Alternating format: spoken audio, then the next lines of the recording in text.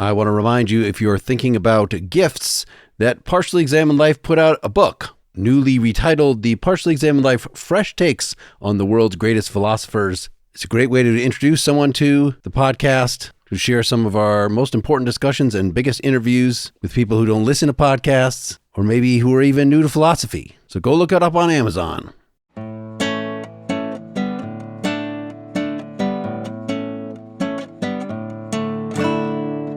You're listening to The Partially Examined Life, episode 381, part 2. We've been talking about Thomas Aquinas on virtue, and we got toward the end of part 1 to moral action. So how does virtue fit into this overall moral picture? And I will break the suspense that we're not going to do more Aquinas next time. We decided maybe if we don't get through enough, maybe we'll have a part 3 to this. Nobody's committed to that, but we are going to move on in our lives to something else. So let's make the most of what we've got here. We'd only gotten through 2 questions in the virtue section. The third one we wanted to treat very quickly before we get to the fourth one, which is the actual definition of virtue. So is human virtue, we said, is it a disposition? Is it a disposition to act? Yes. Is it a good disposition? And you might smash yourself in the head and say, haven't we established this? Isn't this what's been said? But if virtue were just a power, isn't there a power to sin? Powers can be good or bad. Doesn't seem like it has to be toward the good. Right. So I could be a very skilled assassin, for instance. This also gets us at the difference between prudence and the ethical. So if virtue involves perfecting abilities, then do I need to put some guardrails on what the abilities are? He'll say the perfection of an ability is always good. It's actually not clear to me in this section how he would handle the skilled assassin problem. But he wants to build in this idea that virtue, as he's defining it, implies what he calls a quote-unquote orderedness towards good, so that it rules out, it's not just any old perfection of an ability. It's only certain types of perfections of certain abilities. Yeah, isn't hence number 2, the reply regarding the assassin, you just replace drunkenness with assassin? I wanted it more. So I could perfect the art of drunkenness, for instance. I could be really good at being a drunk, is the idea. But that's not what we mean by virtue. It is in a general sense. Like, I could write a book called The Virtue of Drunkenness. I guess that's what Bukowski is doing. There's a Jackie Chan movie called Drunken Master. There's actually a specific kung fu style that you're really drunk. Yeah, you look like you're falling around drunk. That's why it's called drunken kung fu. So I think, and then his response is drunkenness is bad because it lacks quote unquote reason's order. So you can perfect drunkenness within its own realm, but you can learn the art of the drunk, but it'll be in conflict with reason. But this is where your example of the assassin, I think, makes it more complicated, because and you could pick other things that are decidedly intellectual or decidedly exercise reason and reason at a very, very high level, where it's really the direction of the action that seems to be that's so corrupt, right? There's all kinds of things about the activity of being an assassin. In fact, if the assassin was killing people that in a different way, you wouldn't even say that it was you wouldn't say it was bad. But pick things like science and the activity of research, or that the activity of mind and reason is directed towards. There's something about drunkenness that feels it doesn't quite get all the way there, because it still feels like it's rooted in our bodies in a kind of incontinence with respect to our appetites. Yeah, it's the lack of skill there. Yeah. The Assassin is partly the reason I chose Assassin is because I'm fascinated with those movies and shows. I don't know if you guys have seen Day of the Jackal with Eddie Redmayne on Peacock, but it's amazing. And he plays an assassin. It's based on a book and an old classic movie, but it's really well done. But also we kind of get fascinated with his expertise, and it's almost like we admire it as a virtue. It's like, and he's killing mostly bad people. He does end up killing innocent people, and then our reaction to him becomes more complicated. But you can have this kind of admiration for villains because you're admiring their expertise. So the line between expertise and virtue is actually a complicated one. St. Augustine is and also reason, right? As Dylan is pointing out, plays this big role. Like he's prudential, as far as prudential reason goes, he's a master. Yes. Like he can get out of the building before anyone finds him. And there's a delight to watching that. Then he puts on disguises and he can just take into account of every eventuality. But for Aquinas, reason is also about orientation towards the good. Reason is an orderedness towards the good. So that's the part of reason that he doesn't have, this non-prudential part of reason. Yeah, so this goes with the metaphysical point that we talked about at the end of last time, that evil is always a falling short, definitionally. And so if you want to say that even this hyper-competent prudential person is still falling short, well, I mean, we could ask, is there a principled way, right? Is it just because we know what good is and we're just going to rule out this person's behavior? The quote from Aquinas says, virtue in everything implies an orderedness toward good, right? You are focused toward an aim. A human virtue, which is a disposition to act, is a good disposition to act well. And some of the later questions we're going to consider in this virtue section is, does the aim always have to be the good? Does it have to be a good aim, or could it just be a perceived good, right? The assassin thinks that even if what he's doing is faulty on some Christian morality or by some judgment, it is the thing that he is positing as that which is to be achieved. It is my good. And it's his good in the sense that it's the fulfillment of his character. It's what he does really well, right? In the Nietzschean sense. It's the jackal's virtue to kill so well. Seth, introduce the fourth one. You were excited for us to get to this. So Article 4, fourth question, is basically how do you define virtue? And in a bit of a twist, Aquinas does something. He says, instead of saying, here's the for, here's the against, he says, it seems there's something wrong with the usual definition of virtue. Namely, virtues are good qualities of mind which dispose us to live rightly, which we cannot misuse, and which God works in us without our help. But that's really, it turns out to just be a setup for the various sections, which actually, is it 6 or 7? 6. So here are some arguments in favor. It's kind of unclear exactly what the thesis is in favor, but this is the objector saying what's wrong with each component of the definition, and then Aquinas is going to defend the definition. Right. So there's virtue is human goodness. It renders its possessor good. Then there's something, we can worry about this later, but about using the term good to apply to virtue, because that's a broader term and it's hard to differentiate it from other things if you just say good. There's it has to do with something that separates us from the beasts. Namely, it's a quality of mind. He brings in the notion of justice, but then he complicates that. He brings in the notion of pride. They'd be proud of something. People can be proud of their virtues. And the point of that is to say, the idea is that virtue is something that we can't misuse. And he's like, well, it seems like we could potentially, or at least there's an argument that you could potentially misuse by virtue of being proud of your virtues when you shouldn't be, I guess. Another Augustine, yeah. Yeah. And then I'm not section 6. I don't even know what to do with that one. Because that sounds the weirdest to us. That is the work of God alone. And so that's the idea of, well, virtue is only possible because of grace or something, which is not part of Aristotle's definition. Yeah. About these objections, I mean, I want to say for one, right, it's a very abstract metaphysical objection saying, well, goodness makes its possessor good, so it can't itself be good because goodness can't be good any more than whiteness can be white. And he's going to respond, well, when we say it's good, it means it makes something good. So you can just, right, you don't have to buy into this flawed metaphysical picture. And then the second one, goodness, is basically the idea that goodness is too broad an idea to differentiate between different things because everything is good in the weak sense, right? Just by existing. And then he'll say, well, no, this is a particular type of good of according with reason.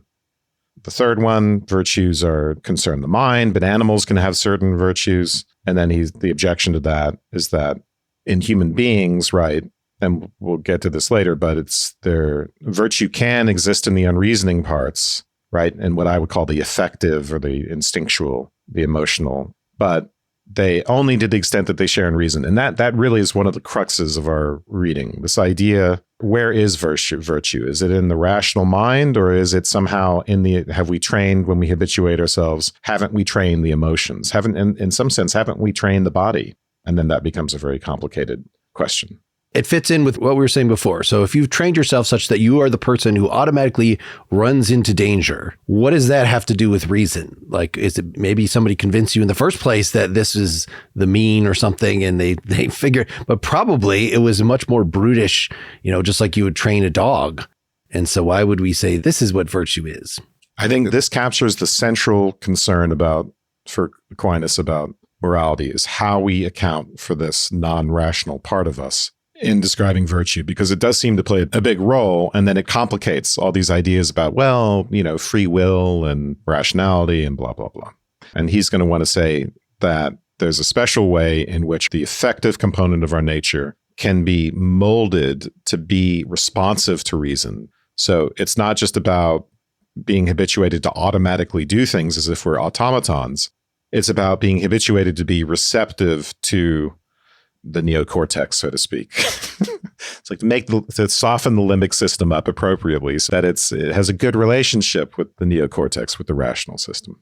Anyway, in this case, he's going to defend the definition in the reply by breaking it down into an Aristotelian causal definition. He's going to say, hey, look, each of these components is actually a different component of an Aristotelian causal definition. So he'll give the formal cause, the material, and the final cause, and the efficient, which is the God instilling part. So he'll go one by one through these 4 different causes. Which will give us a definition of virtue. Yep. What Seth mentioned about the pride thing, right? That's the part of the definition is something that cannot be misused. So it gets us to thinking about what is intrinsic and what is extrinsic to the moral act.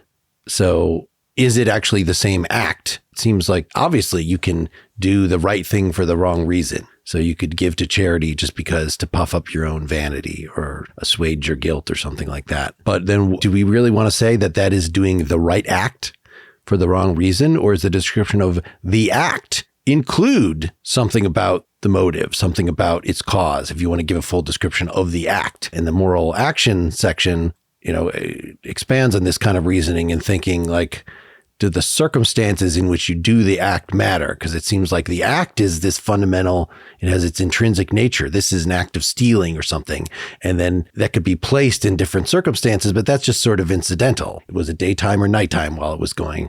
And he wants to say, just like you have to take into account the person's motive in describing the act, you have to take into account the objects at which it was, who am I stealing from? What was the circumstances? If my motive in stealing was to provide for starving orphans, well, then maybe that's not even stealing in the sense of the thing that should be, it is still taking something that is not mine. In that sense, it is stealing, but it is not, if you want to say, thou shalt not steal, what was the sense in that was meant? That was actually picking out something that is not fully described by merely describing what the hand is doing and what thing you are pilfering. And properly speaking, it's not even an action unless it's connected to an agent. So if you sever that connection between what's happening and an agent, then it's not an action. So you really do have to talk about the psyche, the soul of the actor in order to characterize the action and to say what it is. Now, that point right there is the most interesting point of all with regard to moral action, because it deeply and fully contextualizes the action into actor. And it means that a question like, well, isn't stealing intrinsically bad, taking what's not yours intrinsically, it makes it a empty question. It's one that doesn't apply because you can't consider it. There's no such thing as stealing without talking about the actor and the context. And the object, yeah. And the object. Which is the circumstance, what Aquinas calls the circumstance. I mean, here it's interesting because he'll say pride, right? He wants to defend the idea that pride, he'll say that virtues can be the objects of misuse, which is by itself a very interesting idea, right? So we can do virtuous things out of vanity, out of pride, for instance. But that doesn't mean that the virtue itself includes the disposition to pride, to being proud of the virtue. That's an easily contested idea. For Nietzsche, right, all morality is just reducible to things like pride or will to power. They're at bottom misuses. There is no non-misuse of morality. Morality, its very origin, is in a kind of misuse. So, yeah, these are the things we should be thinking of when we see these topics come up. We've talked before about the difference between killing and murder, that murder has the judgment built into it. And I think we could likewise say that, yeah, thou shalt not steal. That's sort of true by definition, just like thou shalt not murder. But thou shalt not kill seems a little like, well, we have to understand what is meant. Oh, no, it's just the wrongful killing. Killing in self-defense, killing in a war, a just war, all that stuff is okay.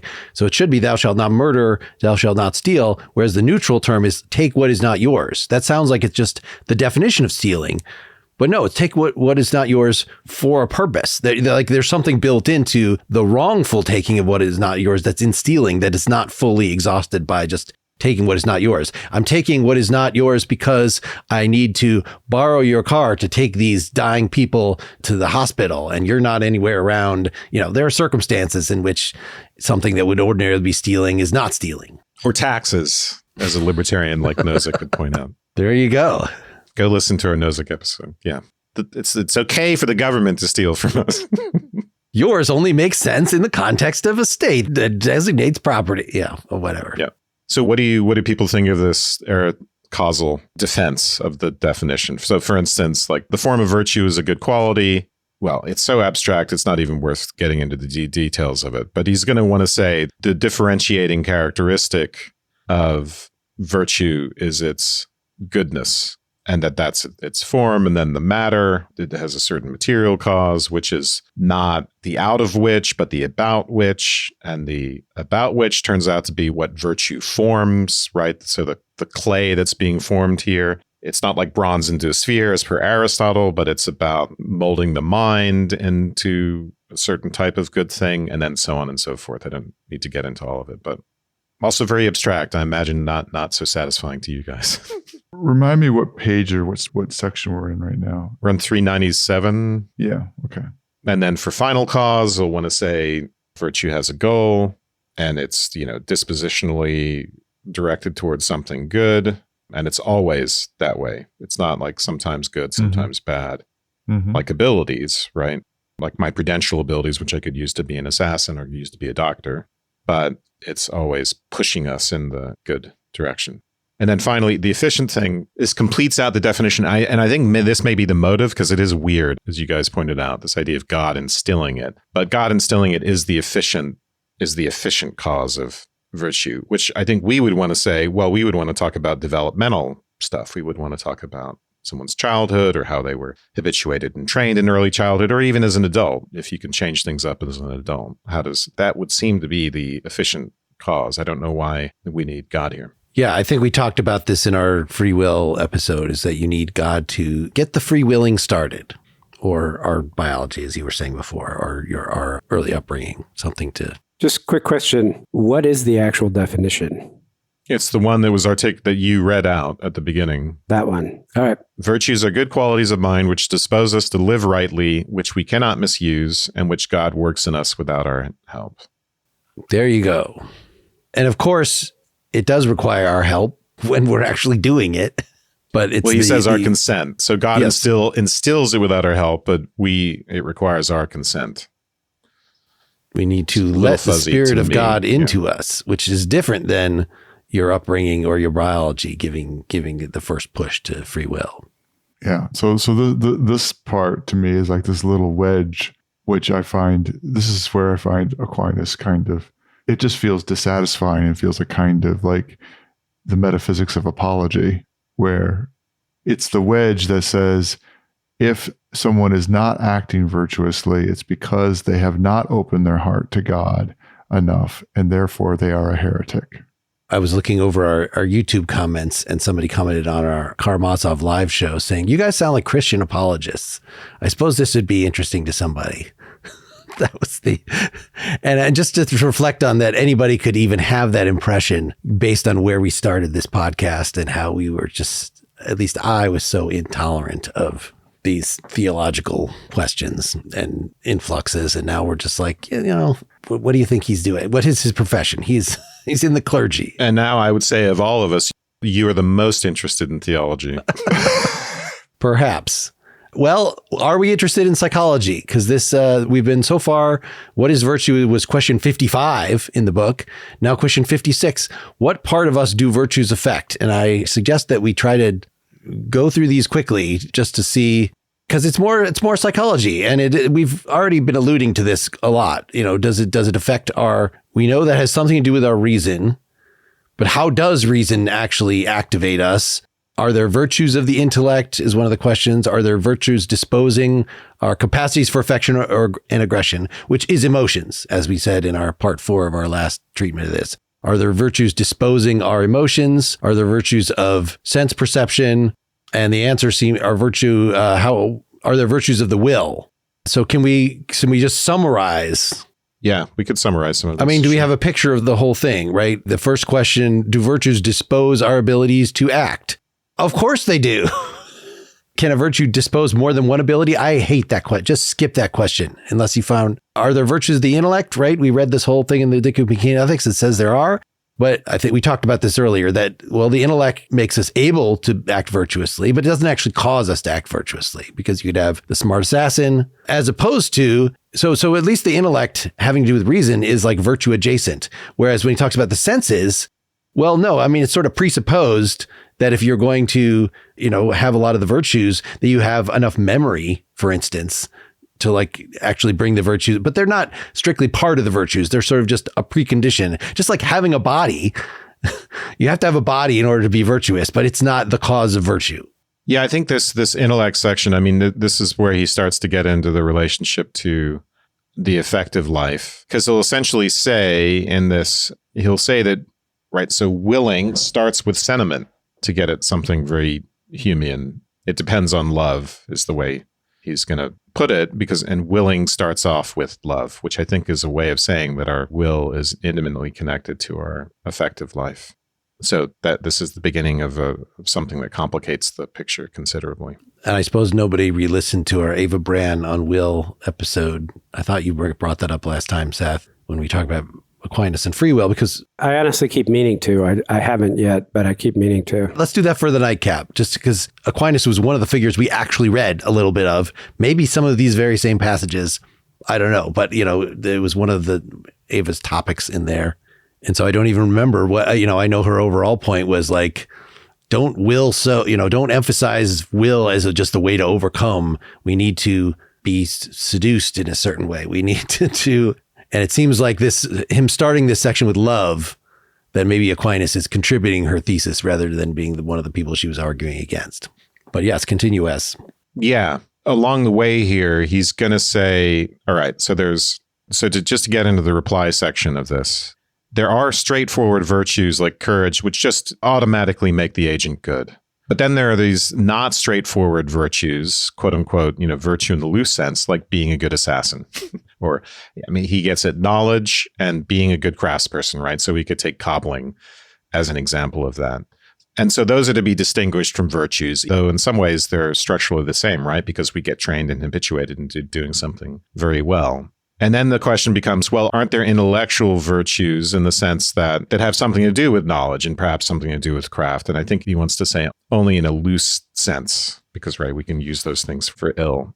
And so finally, he'll get to a point where he says, virtues dispose the will or abilities controlled by the will in such a way as to make those acts good. And the will is important here because we don't get good acts unless we have a good will, something that Kant will ultimately pick up on, right? So we get this intimate relationship. So to give a quotation here, so virtues provide us with more than the facility to act well. They make, quote, actual acts good. They must be dispositions either of will itself or of other abilities precisely as stimulated to act by willing. So these other abilities could include something to do with emotion. 402 or 403. 403 is where you read. And then I think, as far as virtues of the intellect, I think they're really, prudence is one of them, and then faith is the other. And I think that's it. He wants to say that those are the only two virtues of the intellect. And he wants to argue that they exist. And for his definition of prudence, it automatically disposes to right action. So I think the way we've been using prudence in the more contemporary analytic sense is not consistent with the way he's using it, because it requires us to have good goals. Yeah, is your assassin prudent? Well, he's self-interested, but that's not really prudent to be shooting people. That's not prudent.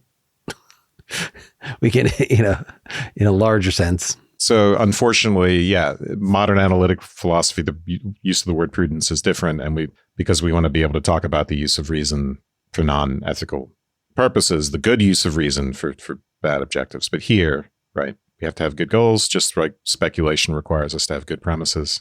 And this means being disposed by quote unquote right will towards those goals and thus to right action. I mean, the fact that we brought up Kant a couple times here, I think makes a lot of sense because ultimately you are not being truly rational. You're leaving something out of your calculation when you choose an evil aim and pursue it diligently and clear-headedly, that you are not being rational in some larger, more fundamental sense. And I think, just to go back to the assassin movies, I do think that's part of the tension, to get a little like maybe too clever by half. But when I think about like what is so engaging about this when you watch it, it's not just because it's fun to watch people kill people. It's because we are in tension about, well, isn't rationality good? Isn't being skilled at things good in and of itself? So how do I square that with the bad objective? And how do I account for my feeling of admiration for this when he's doing something, using it for bad? Well, but part of the admiration, right? And the other piece that's tied up is the attractiveness of self-motivated rulemaking, right? So, the person who is breaking the rules, right? The reason that they're attractive often is because they're not following the strictures of somebody else or society. The outlaw is attractive because they're not being bound by what seem to be maybe arbitrary or constraints of society. They're not, and the person who's going against them is really activating their independence. They're activating themselves. They're acting as their own power. That's what's attractive about them. Yeah, especially vigilante justice, right? If the system is failing, then the lone actor, the lone deliverer of vigilante justice has a special appeal. Yeah. Let's take a moment to talk about our sponsor for this episode, Shopify. 2026 is the year you launch your business, the year you transform into an entrepreneur, founder, boss. One powerful move puts your future firmly in your hands, starting a business with Shopify. Maybe you've got an idea you can't shake, a craft everyone tells you to sell, a store you've already designed in your head. With Shopify, 2026 is when you finally make it happen. Shopify gives you everything you need to sell online and in person. Millions of entrepreneurs have already made this leap, from household names to first-time business owners just getting started. Shopify gives you all the tools to easily build your dream store. Choose from hundreds of beautiful templates you can customize to match your brand. Setup is fast with Shopify's built-in AI tools that write product descriptions and headlines and help you edit product photos. Marketing is built in too. Create email and social campaigns that reach customers wherever they scroll. As you grow, Shopify grows with you. Handle more orders, expand to new markets, and do it all from the same dashboard. In 2026, stop waiting and start selling with Shopify. Sign up for your $1 per month trial and start selling today at shopify.com/PEL. Go to shopify.com/PEL. That's shopify.com/PEL. Hear your first this new year with Shopify by your side. At this point, a lot of us are experiencing gifting fatigue.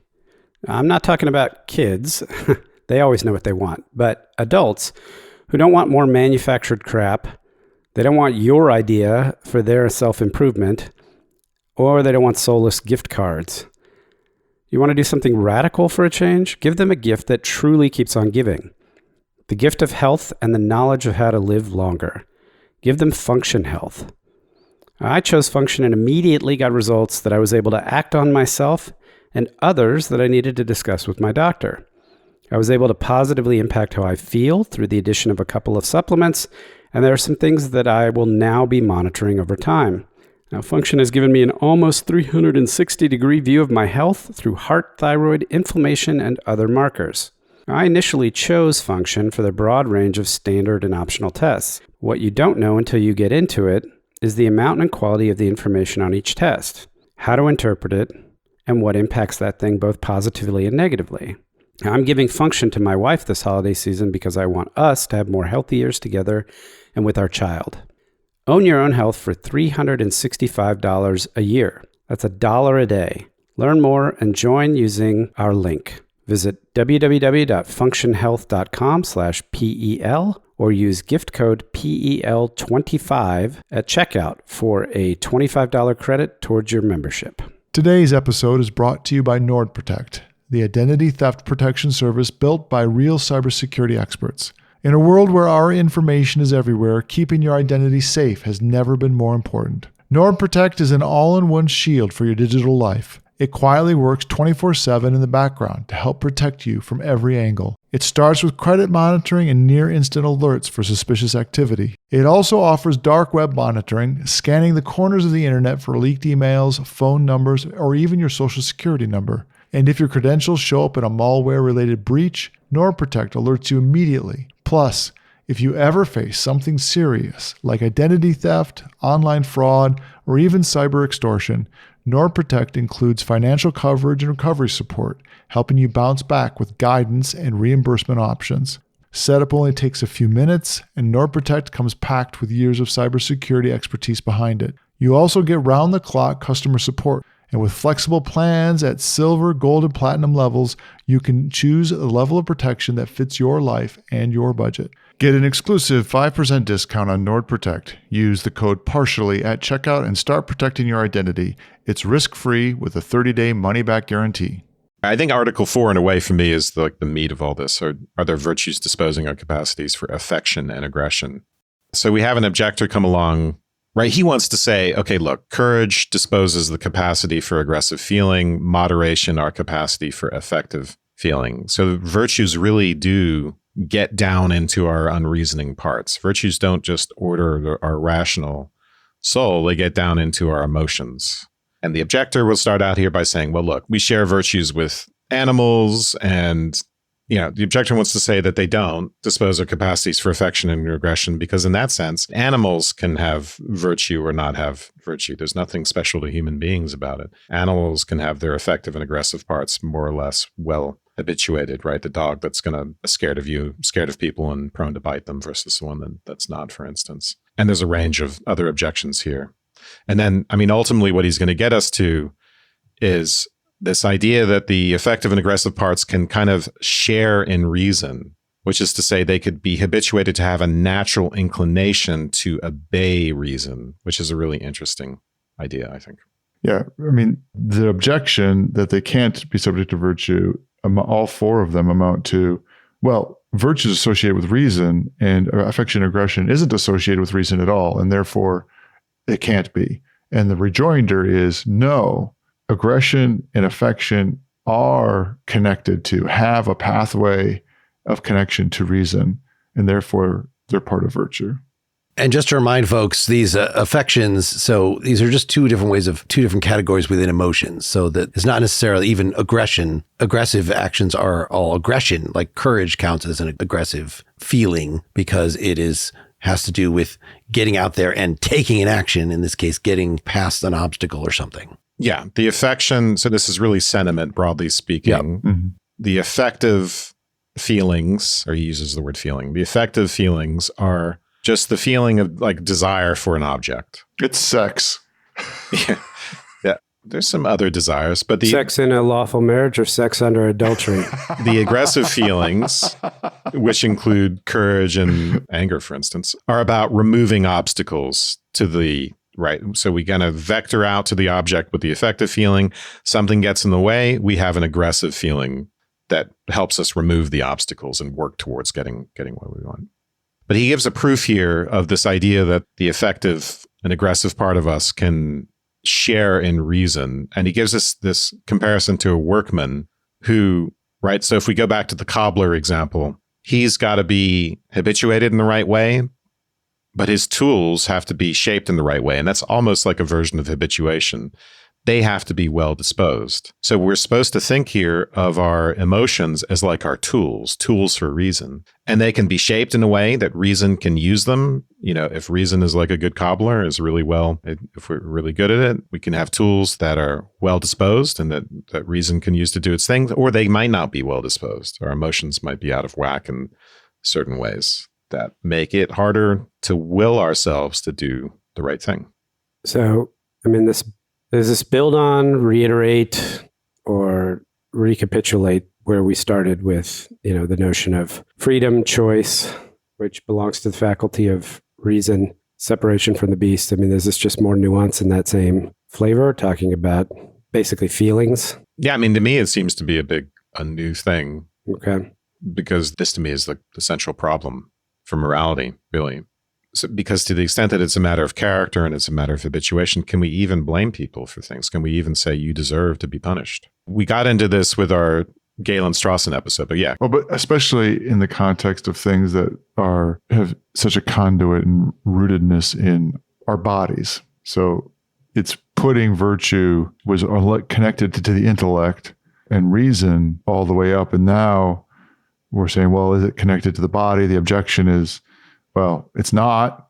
So therefore, the things that connected with the body, aggression and affection, our loves and our anger, are not governed by virtue. And therefore, there wouldn't be virtuous actions with respect to them. And we wouldn't be able to hold people accountable by reason for them. And by making them connected to reason, it means that we have power of some sort over them. Now, there's still going to be the context question and all that stuff, but it means that we can hold ourselves and hold others accountable. It also means God provides us a mechanism by which to control our appetites. Yeah. So like in our Galen Strawson episode, he used that example of a serial killer who had a really bad childhood.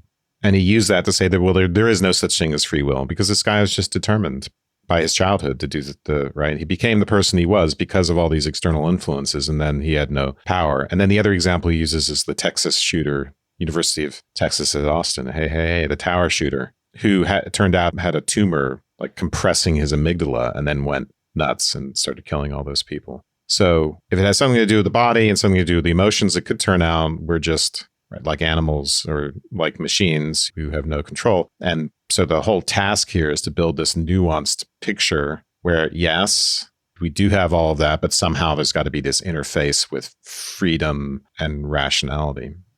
And this makes the interface, rearticulates the interface between freedom and rationality. And the rejoinder to the Galen Strawson thing would be the moral action section about context.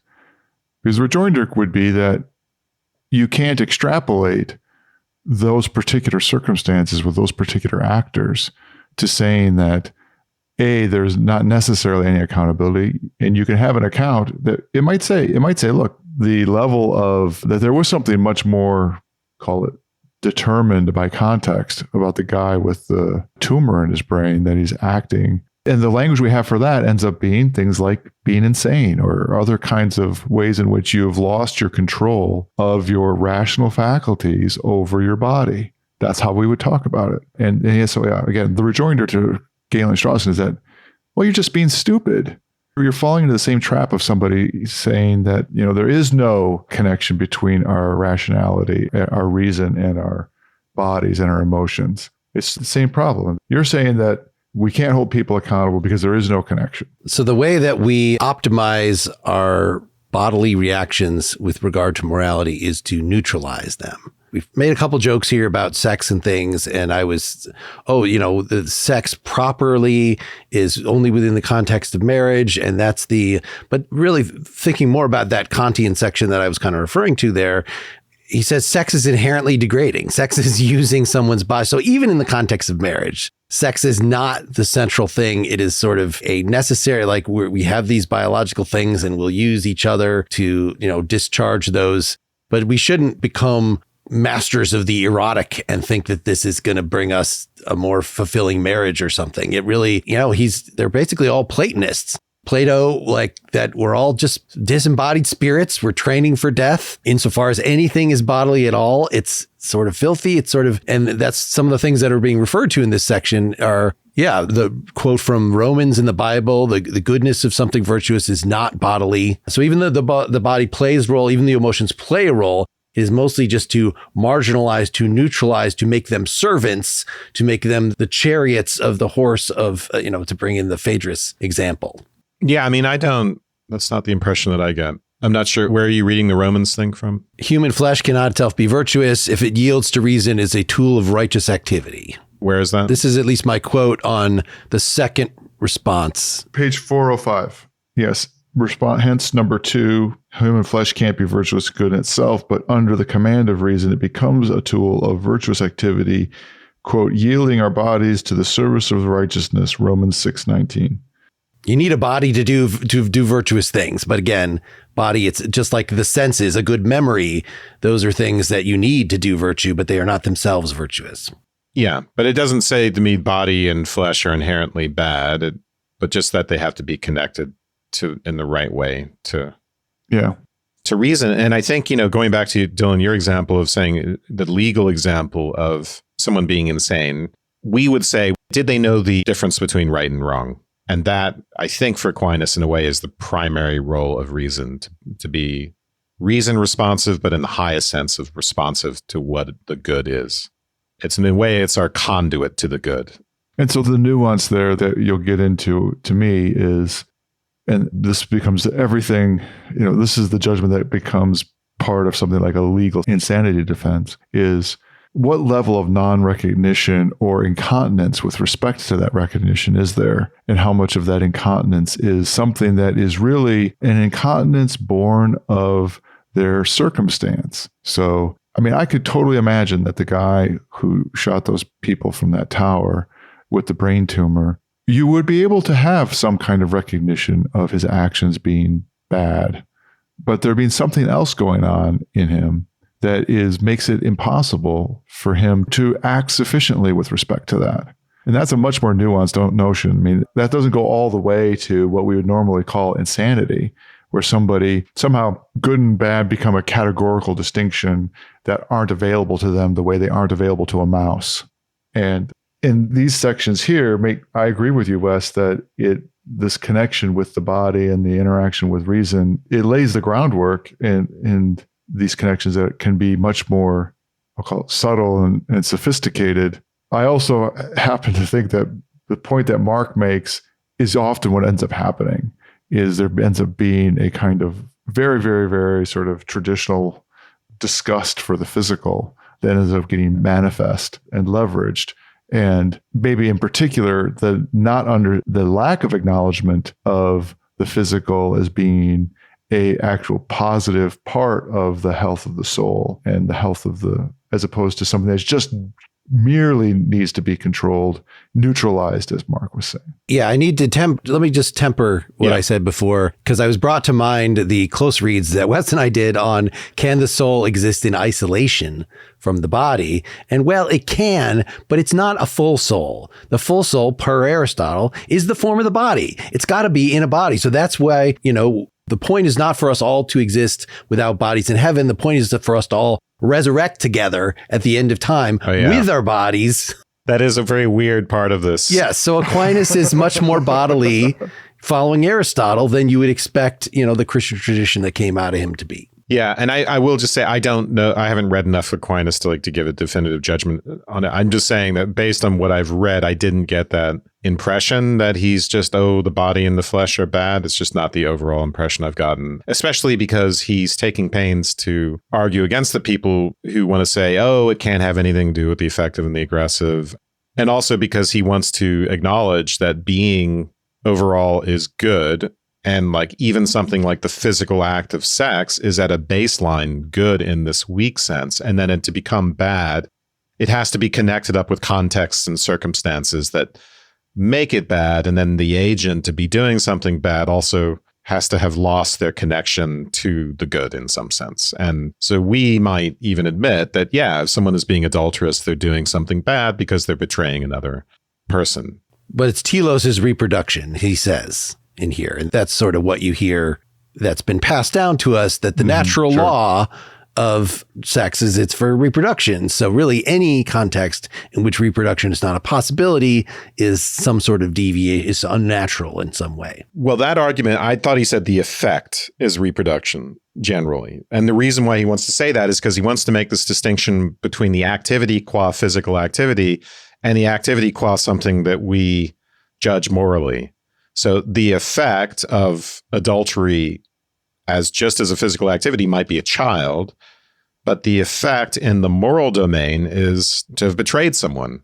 So the moral judgment doesn't have anything to do with this physical, biological characterization. It's all about something else. So relative to physical activity, the effect is a child. Relative to moral action, the effect is betrayal. I think we should talk about question 6. Are there virtues of will? Because this gets kind of strange. You would think that, do we already have virtues of character. If we have virtue as a disposition, it will make you act in certain ways. It will make you run into the fire. Do you need will for that? Well, you need consent, as we said, but if we already define virtue as something that God does without our active help, then why would we need will? And his answer to this is, well, we don't need will to do most, sort of prudential moral, what we would call prudential moral actions, that we're just sort of programmed. But if we want to attempt something that exceeds us in its proportion, in other words, we want to serve humanity as a whole, not just ourselves. We want to serve God. We want to love humanity. We want to love God. This actually does require a virtue of will to dispose us to love God and our fellow man. So this just brings us right into actual ethics here. Yeah, so I would make you said prudential and non. I would say the distinction is between altruistic and non-altruistic. Yeah, So that's good. Pre-moral Aristotelian virtues like courage, they're not necessarily altruistic, but they're virtues. But it's when we get into this other and right, we saw the same sort of transition in Hume. So the two virtues at stake here are charity and justice. That's what we're talking about in Article 6. So the question is, how does other concern work into it?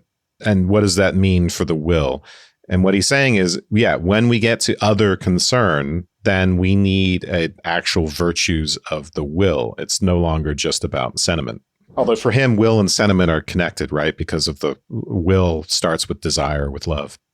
So let me qualify what I just said there. It's like distinction between will as a rational faculty and will as something that incorporates sentiment in Aquinas is not clear to me. So what is will? Like, one of the things he considers is, hey, you know what? Aristotle says will just is rational desire. So to say we need rational desire to be rational or to pay attention, or, we need a virtuous will.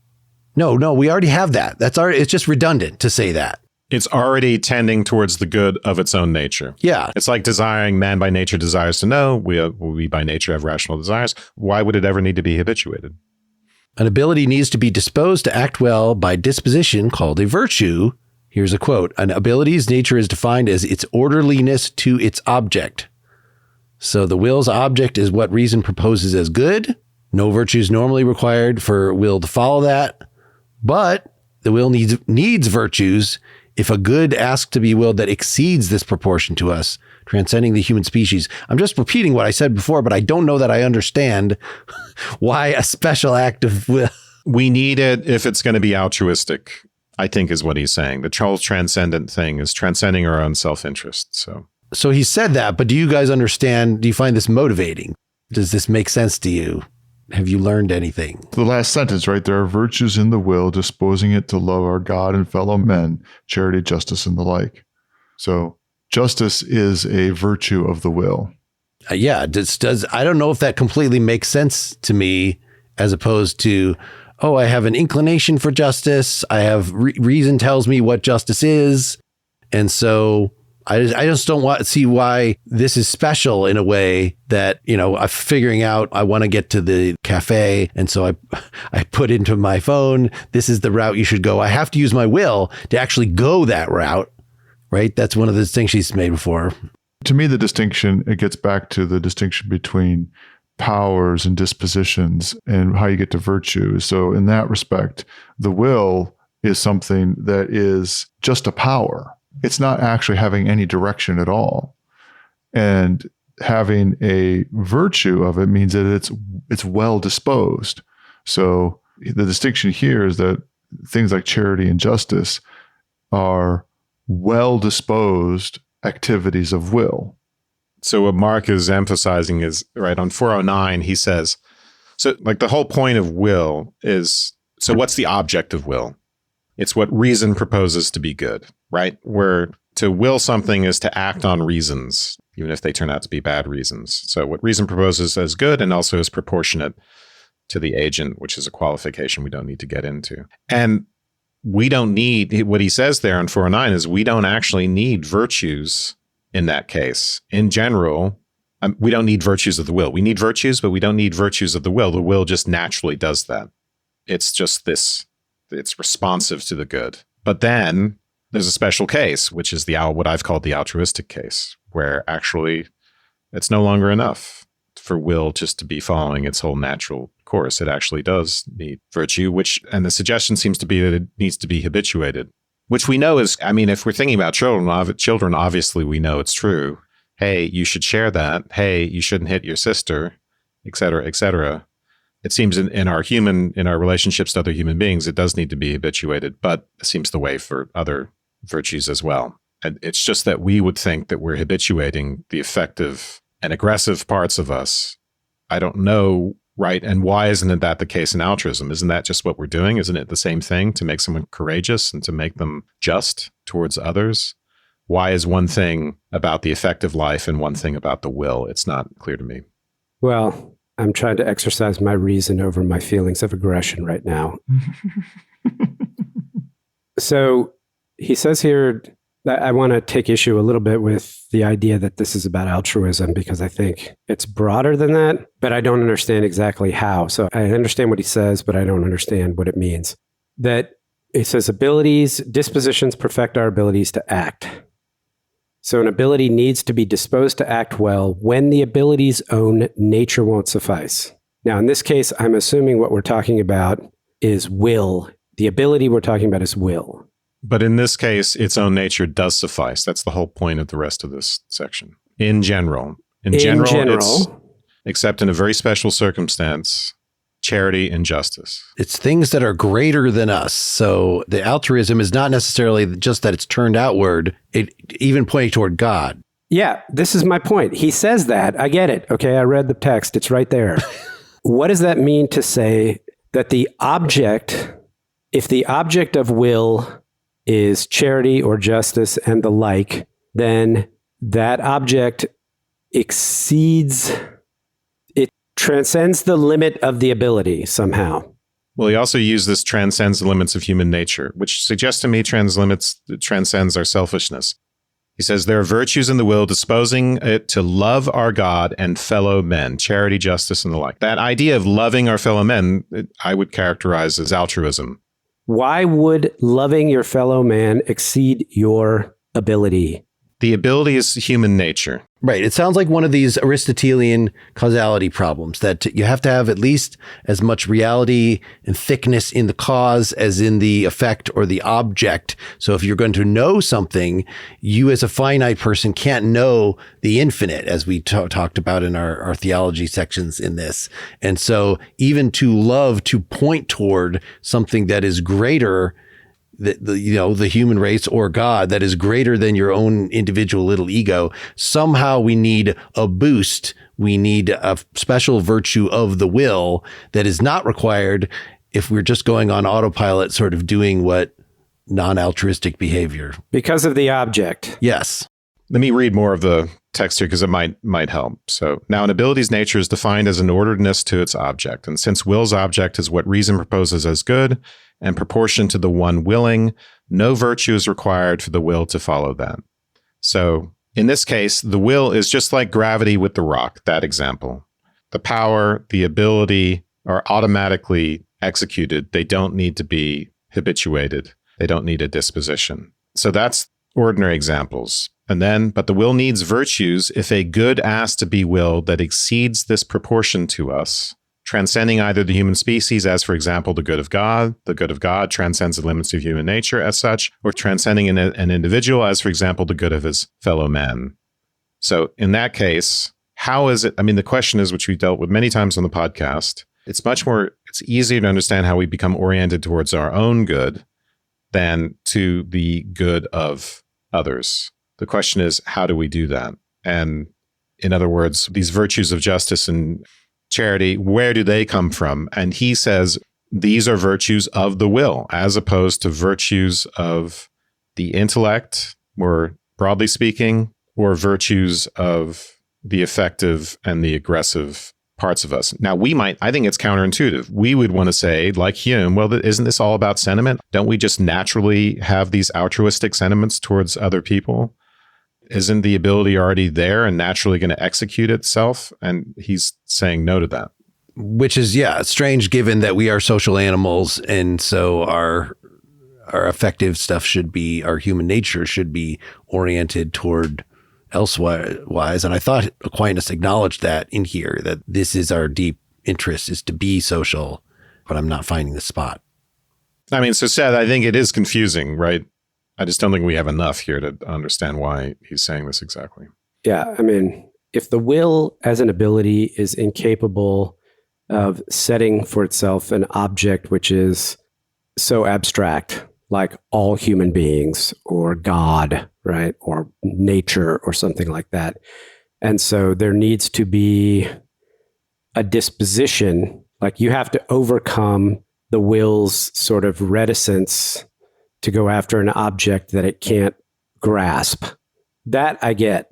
I understand, like saying, like, if you want to be charitable towards the whole world, or you want to give yourself over to, something that's much larger. But for the individual human being to say that the will can certainly take the well-being of another individual human being, like your spouse or your child, as its object. And what it sounds like he's saying is you wouldn't need a disposition, that the will would just naturally act appropriately. But of course, that's not how human beings work. I mean, it feels like disposition is something that needs to be active all the time. And I understand we're talking specifically about willing here and not reason. And maybe I'm getting caught up. Maybe everything that's meaningful to be said about moral action in between individuals and all that is to be said in the sphere of reason and emotion and not in the sphere of will. But this is just extremely complicated to me. To me, the point being made is that there is an act of reason on our will that is enabling us to justice. Justice is our reason acting on our will. And that way there's a virtue associated with it. That's interesting. So let me just say one more thing that might help here, and this will be my closing. So even Hume would acknowledge that justice is a very different, even though he wants to call it a sentiment, it's a very different type of sentiment. Because it's not just like me liking my spouse or my child. It's me being concerned about the well-being of others, not even from just the standpoint of that hurts when it hurts you. It's from the standpoint of an external spectator, a general spectator. We inhabit a general point of view when we do that. So I think Aquinas is on to that same sort of problem.